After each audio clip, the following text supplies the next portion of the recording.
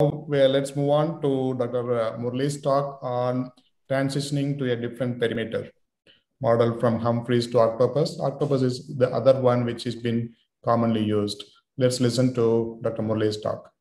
Yeah, thank you, Satyan and AOC for this. Yeah, we can hear and see the slides, Murali. Go on. Yeah, rather interesting talk. And thank you, Satyan. Can you hear me now? Yes, Murali, we can see and hear. Yeah. So multiple octopus perimeters have been present over the last, say, 20, 30 years. And all of them have actually evolved from the predecessor of the original perimeter, the Goldman, as you can see in the center. The 1, 2, 3 is in the upper right. Then you have the 300 series, and you have the 900, and you also have the 600. So you have a wide array of models to choose from. The differences between basic perimeters like the ball perimeter, which do the white-on-white perimetry, as well as the direct projection perimeters, are essentially that the ball perimeters can go full field as compared to center field alone with these perimeters, direct projection systems. If you want the refractive correction for distance, you can do it only with the distance correction machine. For this, you need a near correction also. And ambient room light actually becomes very important for the ball type of perimeters. And the 600 is a totally different animal altogether. It does not do white on white. It does a different type of testing. It doesn't have a chin rest, doesn't have a typical octopus kind of machine. It's a different model altogether. The feature is pulsar flicker contrast resolution threshold testing. And maybe it picks up glaucoma a little earlier. And you also have the strategies, and the targets are quite different. You can see this flicker, which you can see on the screen here. It's quite a different method of testing. The differences between the Humphrey 300 and the Humphrey 700 series would be that the direct projection system of the 300 would have a background illuminance of about 31.5 apostles. The size 3 and size 5 are available, 100 millisecond stimulus duration, 0 decibels would be 4,800 apostles. And of course, these bracketing strategies would be slightly different from the Humphreys method. So why this table and this elaborate method of telling you the differences is that you can't actually exactly look at the measured sensitivity and compare between perimeters, even between models. For example, if you look at the maximum stimulus in the 900 octopus, it is 4,000 apostles, whereas it is 10,000 in the Humphrey. So therefore, 1,000 apostles will be 10 decibels on HFA2 as compared to 6 decibels in the octopus 900. So therefore, straight away a 4 decibel offset between the two perimeters. And the test patterns between the perimeters are quite different. I think Manish and others were pointing out about the 24-2 and the lack of the central points which are being tested for decades.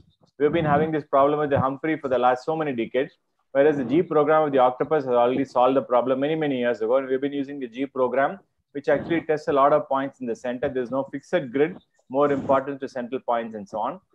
The program has a different test pattern as compared to the 24-2. And of course, the 24-2C is a new innovation. The macula test patterns are also different with the macula program of the octopus and the 10-2 of the Humphrey. They're quite different, as you can see the test patterns. And choosing between which test to do for whom, I think Manish pointed out in early glaucomas, advanced glaucomas, when the center field is involved, you have different choice of the strategy and pattern for different perimeters. I'm not getting into that. The sensitivity loss between different devices. For example, you have the Octopus 900, you have the 600, and you have the HFA2. You can't actually compare the normative values of sensitivity between the models, but you can actually compare the sensitivity loss. Because it compares with a particular database of normal, the loss can actually be, sensitivity loss can actually be compared between devices. And similarly, if you look at the other values, which are called values in the Octopus, these are called thresholds in the Humphrey. The notations are slightly different.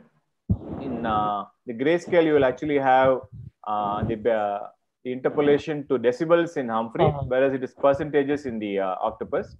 The numerical plots are called total deviation numerical plot. This is called comparison in the Octopus. Slight differences in nomenclature, but the concept is basically the same. And the pattern deviation is corrected comparison. The total deviation is probabilities. And the probability maps are slightly different in terms of appearance and nomenclature, but essentially mean the same thing. But the difference here comes with the pattern standard deviation, which is called the square root of loss variance. And this is a different concept altogether. The MD in mean deviation is called the mean defect in the Octopus, whereas there is no equivalent to the VFI, but the mean defect is a VFI, which you could take as the equivalent of the visual field index. false positives, false negatives in the Humphrey would be measured in percentage, whereas you would actually get a fraction of what was actually tested in the octopus as a 1/8 and includes the percentage as well. Same with the false negatives, you would get the actual number of tested points and the percentage as well.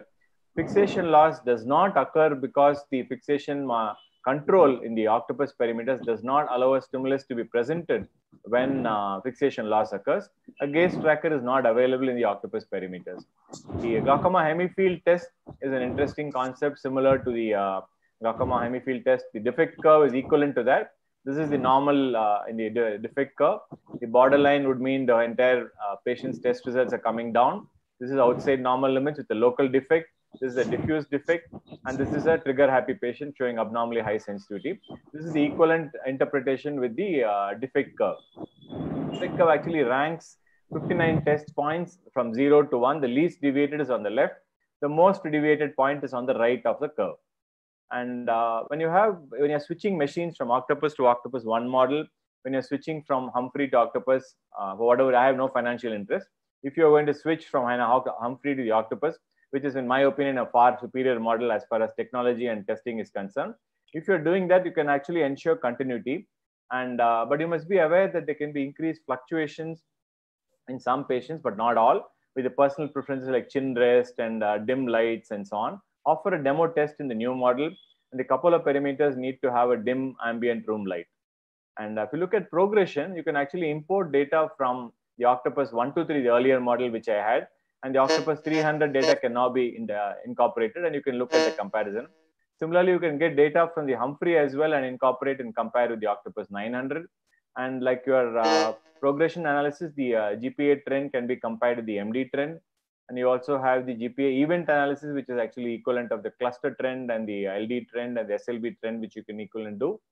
And you also have something called as a polar analysis, which actually looks at structure function correlation, which is not available with the Humphrey perimeter.